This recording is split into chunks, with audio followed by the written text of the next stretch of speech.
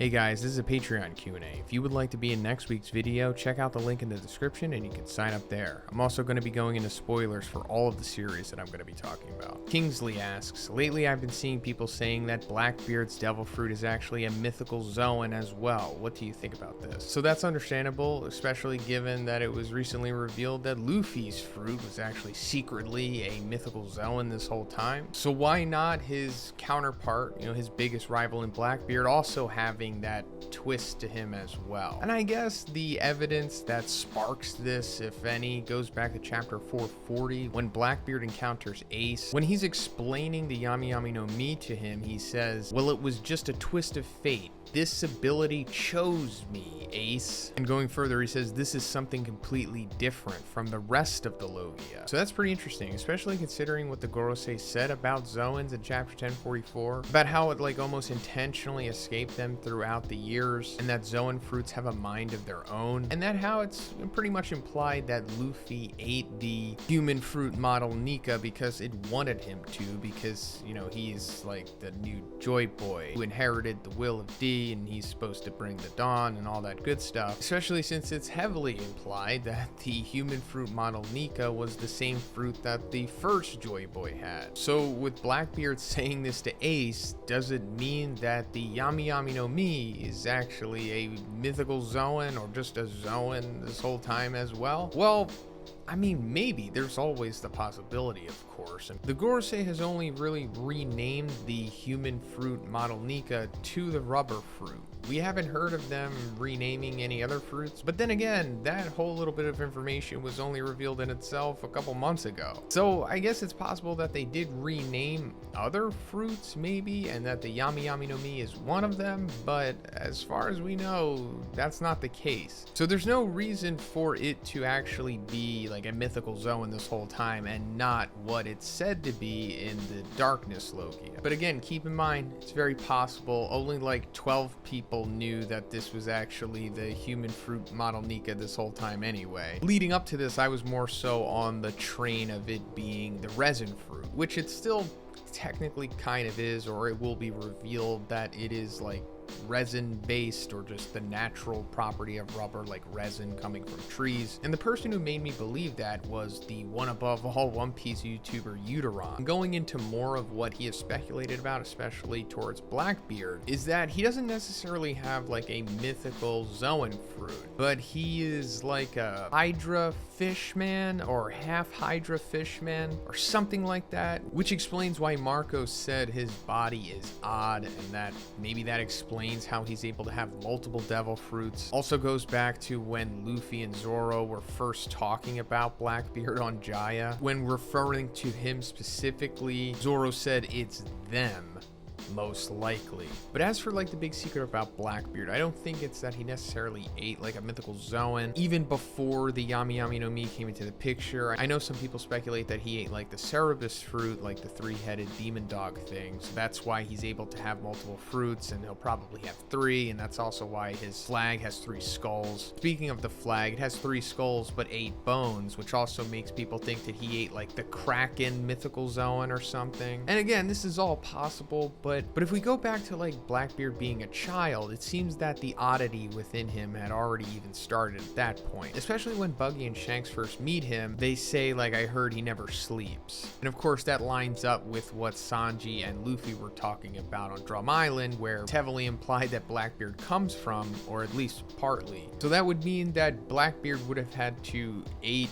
the devil fruit when he was like a kid, which it's possible. I mean, Luffy did, but it just seems more so like this is like an inherent quality of Blackbeard. So what could it be? Well, I'm more inclined to believe what Uteron said about him possibly being like a part Hydra fishman. And when I say Hydra, I don't mean like the mythical serpent Hydra. I mean like the real aquatic animal, I guess you would call it the Hydra, because it has like an ability to bud and regenerate, and this could possibly be the explanation as to how Blackbeard can have multiple fruits and why he never sleeps, because like one aspect of him is like internally sleeping or something while the other stays conscious. Also, there's this age-old theory on why his teeth look different in certain chapters. That could also be explained by the regeneration aspect of the Hydra, but then again, I'm not really really too sure about that. This seems like this could be one of the rare mistakes that Oda has made with the paneling, but then again, Oda doesn't usually make mistakes like this, and most of the time he does stuff like this intentionally. And it also goes back to the 3 skulls. Maybe this is like the 3,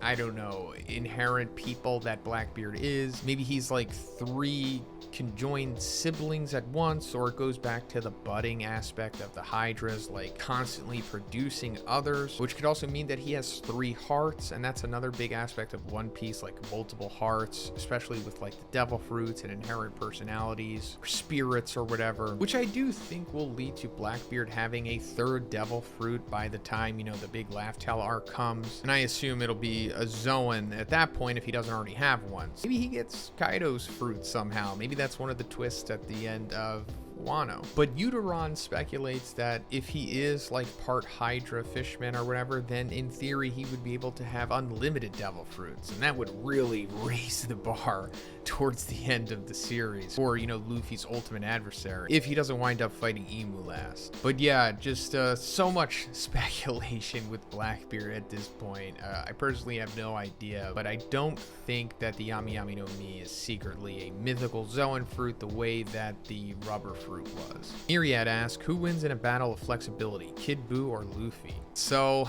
I'm gonna have to pick Kid Buu here because he's coming from the DBZ world, and they usually always surpass, you know, any other battle manga character because they're just written to be so broken, of course. And, you know, Kid Buu is no different, especially compared to Luffy, whose power is also of a supernatural quality, the same that Kid Buu is. And even though Kid Buu is malleable and can break apart and whatnot and come back together, and Luffy, you know, he would probably die if you did that to him, I'm still thinking that if you put them under, like, I don't know what the battle of flexibility here would pertain, but like a stress test or a stretch test, I assume Kid Buu could outperform him. William H asks, could give us an update on the Zodi Might channel. So I'm sorry that I haven't updated on that channel. I've been just finding it difficult to even get content out on the main channel, but I do want to keep using it. I'm thinking of either putting shorts on that channel, if not putting shorts on this channel, or maybe just sticking to short form content on that channel, you know, like 3-minute videos and under or something like that. I haven't given up on it, I promise. I'm just trying to figure out things at the moment. MajinBoros asks, which monster and or hero do you think is capable of ending all life in real life, and in this scenario all of the countries unite together to beat this one monster hero with all of their technology, even CIA and Area 51 type weaponry? You can't pick Saitama, God Blast, King, Tatsumaki, Metal Knight, Garo, or Boros. So I guess Black S for sure. Him just duplicating himself to like 7 billion for every individual person that we have is more than enough for him to just take out everyone. And considering that he can spread himself so thin, using things like nukes and, you know, other weapons of mass destruction like that wouldn't be feasible because we would be taking out our own people. So he would present the most problems IRL outside of, you know, the other Dragon Ball Z-esque powerhouses in the series. Delamante asks, how do you perceive Law and Luffy's relationship at this point in the story? So I think Law and Luffy are pretty much boys as it's portrayed. I don't think Law is going to like double cross him or anything like that. I mean, I know we got that comical moment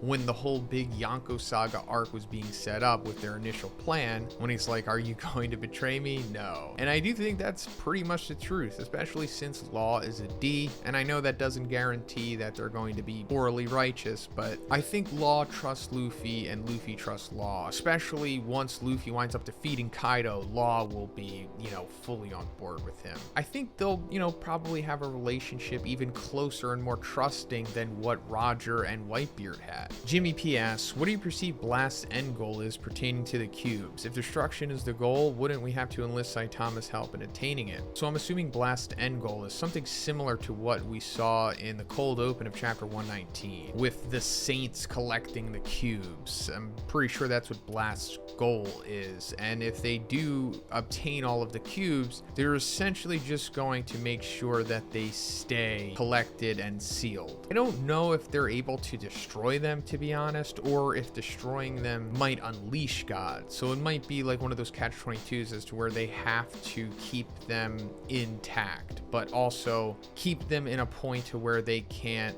reconvene and summon God. But ultimately, yes, he would have to enlist Saitama to do any of this, but he just doesn't know that Saitama is the one above all yet. Goosowen asks, what's one storyline or character you'd like to see explored more in One Punch Man? So glasses, for sure. And I don't know if we're going to get it anytime soon, but I do expect us to get it at some point. I mean, one wouldn't set up this character and show us this intriguing aspect of him, especially get us more interested in his implied future for no reason. I just want to see if he is going to get close to removing his limiter, or why is he going on a similar path to Saitama. I don't think it's all for naught. I think he might have some kind of huge significance in the future that's just been subtly being built up at this point. Jon C asks, do you think Bang in his prime would be stronger than Awakened Garo if he had gone on the same journey that Garo did, like an Awakened Bang, if you will? So that's a great question, and